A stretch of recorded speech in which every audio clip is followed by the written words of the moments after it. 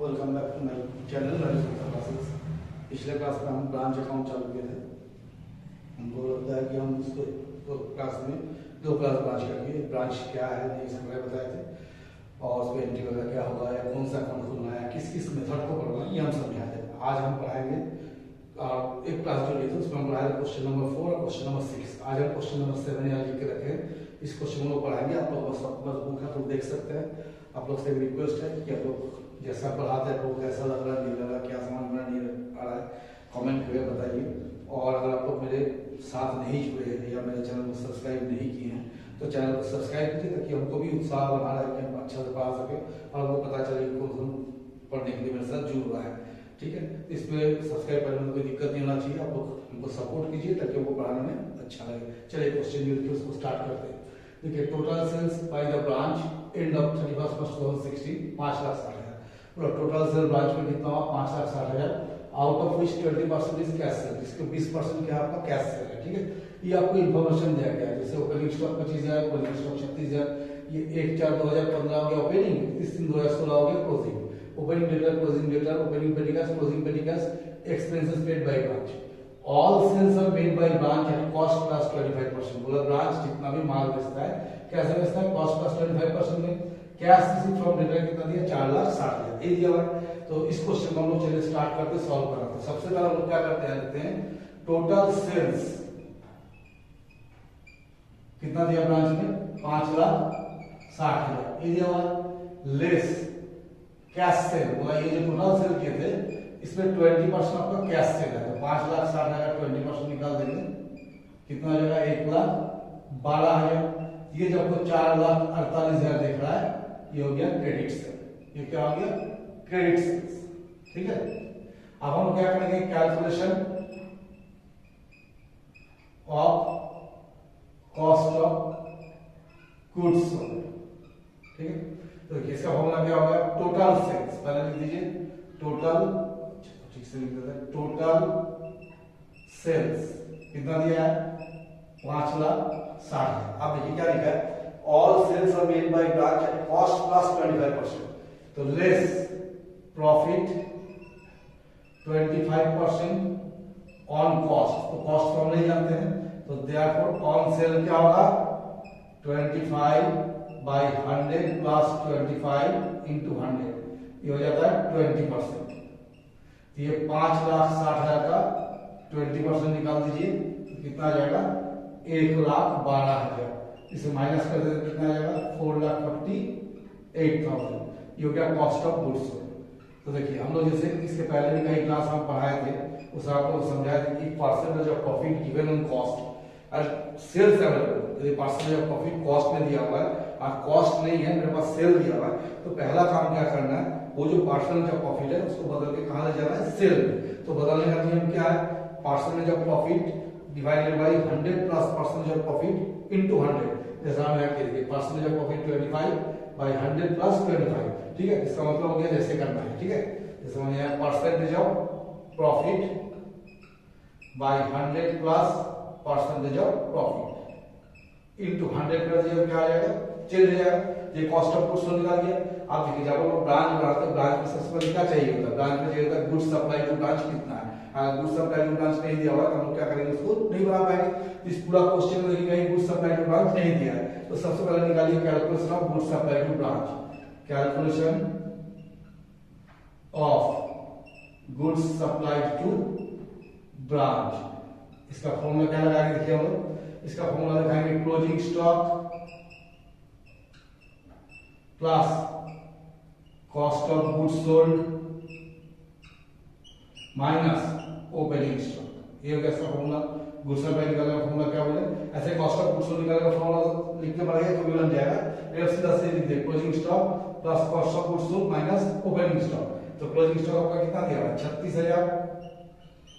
Cost of goods sold कितना निकला? 4,48,000 minus opening stock कितना दिया? 25,000। इसको जोड़ दीजिए कितना आ जाएगा? 4,84,000। इसको माइनस कर दिया 25,000, कितना आ जाएगा?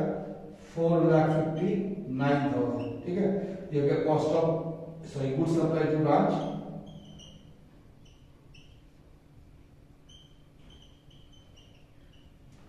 4,59,000 निकल गया। अब मान लीजिए हमको ब्रांच निकालना है, ठीक है, यहाँ लिखिए ब्रांच अकाउंट।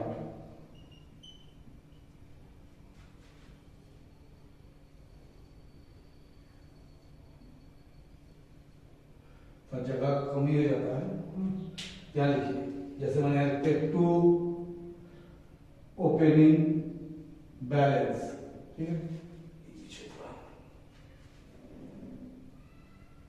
ओपनिंग बैलेंस में क्या लिखेंगे, stock at branch, stock at branch. देखिए ओपनिंग स्टॉक कितना दिया 25,000, इसको आराम से लिखिए।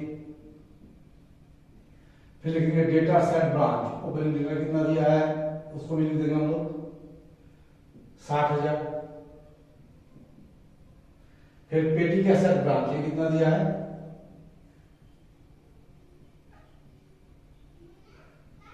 कितना है 120 लिख देंगे। इसका हम लिखेंगे to goods supplied to branch, branch में कितना गुड्स सप्लाई किया, कितना निकाला हम लोग 4,59,000, इसको आराम से लिख देंगे। फिर यहाँ लिखेंगे बाय कैश, कैश मतलब कैश से कितना किया, कैश से निकालना निकाला 1,12,000, इसको लिख दीजिए 1,12,000। इस जगह में लिखिए या बाहर लिख देते हैं, जगह तो कमी हो रहा है, 1,12,000। रिसीव फ्रॉम डेटर्स, ये कैश का हेडिंग नहीं आएगा, हम कहीं जगह नहीं मिले से बाहर करते हैं, आप लोग क्या कीजिएगा दोनों को टोटल करके बाहर कीजिएगा। रिसीव फ्रॉम डेटर कितना था 4,60,000, ये हो गया 4,60,000। फिर लिखिए by closing balances, closing balance stock at branch, देखिए क्लोजिंग स्टॉक कितना दिया हुआ है 36,000। Data set branch